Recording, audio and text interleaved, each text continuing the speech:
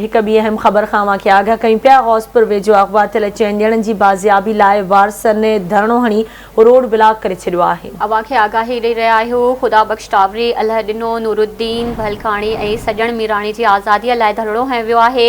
नारेबाज़ी बि कई वई आहे। धरणे सबबि सिंध ऐं पंजाब ॾांहुं ईंदड़ वेंदड़ ट्रैफ़िक मुअतल थी वई आहे। गर्मी सबबि मुसाफ़िर परेशान थी विया आहिनि। अहम ख़बर आहे अव्हां सां शेयर करे रहिया आहियूं। गोसपुर वेझो अगवा थियल चइनि ॼणनि जी बाज़ियाबीअ लाइ वारसनि जो धरणो रोड ब्लॉक कयो वियो आहे।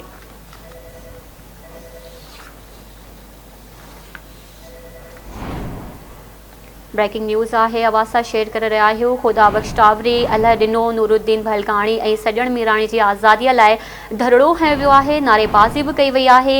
धरणे सबबि सिंध ऐं पंजाब ॾांहुं ईंदड़ वेंदड़ ट्रैफ़िक मुअतल थी वई आहे। गर्मी सबबि मुसाफ़िर परेशान थी विया आहिनि। तफ़सील मालूम कंदासीं। गौसपुर मां आवाज़ न्यूज़ रिपोर्टर बरकत भयो खां। बरकत, कहिड़ा तफ़सील आहिनि, इन हवाले सां आगाह कजो। जी बिल्कुल, मैं अव्हांखे ॿुधाईंदो हलां त कश्मीर ज़िले में अगवा वारी वारदातुनि में घटिताई न आहे अची सघी। गुज़िरियल राति देर सां जमाल ढोरे वारे इलाइक़े में अणॼातल हथियारबंद सां अगवा थियल चइनि ॼणनि अल्लाह ॾिनो, हाजी ख़ुदा बख़्श टावरी, नूरुद्दीन फालकाणी ऐं निजी टीवी जे कैमरामैन सॼण मीराणी जी बाज़ियाबी लाइ संदसि जे वारसनि ऐं गौसपुर जे वारसनि जो मेन बस स्टैंड ते धरणो हणी रोड ब्लॉक करे टायरनि खे बाहियूं ॾेई साड़े छॾियो आहे। मुज़ाहिरीन पुलिस खिलाफ़ सख़्त नारेबाज़ी कई वई आहे। पंजाब खां सिंध ॾांहुं ईंदड़ वेंदड़ ट्रैफ़िक मुअतल थी वई आहे। रोड ब्लॉक थियण सबबि मुसाफ़िर सख़्त परेशान आहिनि।